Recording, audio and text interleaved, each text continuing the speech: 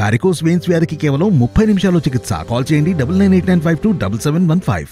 పొత్తులపై party నేతలంతా కలిసి చర్చించుకుంటున్నామని AP BJP chief Purandeswari అన్నారు. 10 మందికి రకరకాల అభిప్రాయాలు ఉండడం తప్పు కాదని చెప్తున్నారు.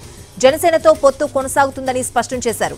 అందరి అభిప్రాయాలు తెలుసుకుని ఢిల్లీ పెద్దలకు అందిస్తామంటోన్న పురంధేశ్వరితో మా ప్రతినిధి ఫేస్ టు ఫేస్.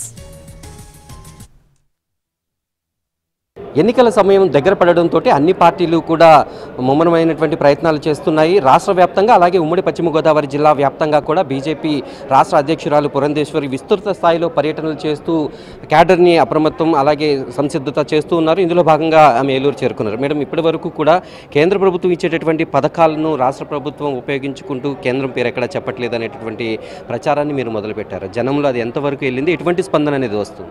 ఇది ప్రచారం కాదండి, అక్షర సత్యం. ఎందుకంటే ఇంతకు ముందు ఉన్నటువంటి తెలుగుదేశం ప్రభుత్వం కావచ్చు, ఇప్పుడున్నటువంటి వైఎస్ఆర్సీపీ ప్రభుత్వం కావచ్చు, కేంద్ర ప్రభుత్వం ఇచ్చినటువంటి పథకాలన్నిటికీ ఖచ్చితంగా పేరు మార్పు జరిగింది అన్నది ఇది అక్షర సత్యం. ఇది మేమేం ప్రచారం అనేది మేము చేయడం లేదు.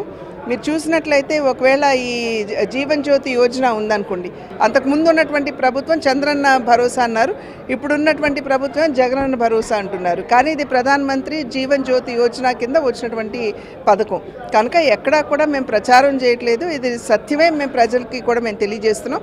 ఇవాళ వికసిత్ భారత్ ఈ వ్యాన్లు వచ్చాయి. మన రాష్ట్రంలోనే దగ్గర 116 వ్యాన్లు ఇవాళ మన రాష్ట్రంలో తిరుగుతున్నాయి. ఈ వ్యాన్లు వెళ్తున్నటువంటి సందర్భంలో ఎల్ఈడి స్క్రీన్స్ మాధ్యమంగా కేంద్ర ప్రభుత్వం దేశవ్యాప్తంగా ప్రవేశపెట్టినటువంటి పథకాలన్నిటి గురించి కూడా చాలా వివరంగా వారు చెప్పడం జరుగుతున్నది. ఆ సందర్భంలో ఆ వ్యాన్ దగ్గరకు వచ్చినటువంటి ప్రజల్ని ఒక్కసారి మీరు వారితో కనుక మాట్లాడినట్లయితే వారే స్వయంగా చెప్తున్నారు, ఇవన్నీ కూడా నిన్న మొన్నటి వరకు రాష్ట్ర ప్రభుత్వం అని అనుకున్నాము, కానీ ఇవాళ ఇది కేంద్ర ప్రభుత్వం ఇస్తున్నది అని చెప్పి మాకు సంపూర్ణంగా అవగాహన అవుతున్నటువంటి విషయం అని చెప్పి స్వయంగా అక్కడికి వచ్చినటువంటి ప్రజలే చెప్తున్నటువంటి విషయం.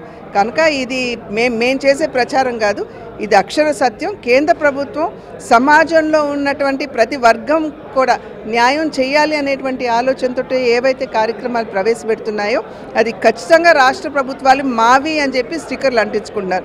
ఇవాళ రేషన్ వ్యాన్లు ఉన్నాయి, దాని మీద చూసినట్లయితే ఉచిత బియ్యం 80 కోట్ల మంది పేదలకి గరీబ్ కళ్యాణ్ అన్న యోజన కింద ఉచిత బియ్యం కేంద్ర ప్రభుత్వం ఇస్తుంది. దాన్ని ఇంకొక 5 సంవత్సరాలు పొడిగించిన రేషన్ వ్యాన్ల ద్వారా అదే బియ్యాన్ని పంపిణీ చేస్తూ ఎక్కడా కూడా రేషన్ వ్యాన్ మీద మోడీ గారి బొమ్మ ఉండదు. ఇవాళ మా యువమోర్చా ఒక కార్యక్రమం చేపట్టింది. మేము వెళ్ళి ప్రతి రేషన్ వ్యాన్ మీద మోడీ గారి స్టిక్కర్ అంటిస్తామని చెప్పి వారు ఒక కార్యక్రమాన్ని చేపట్టారు. ఇవాళ ఎవరికన్నా ధైర్యం ఉంటుందా, ముందుకొచ్చి దాన్ని నిలువరించే ధైర్యం ఉంటుందా?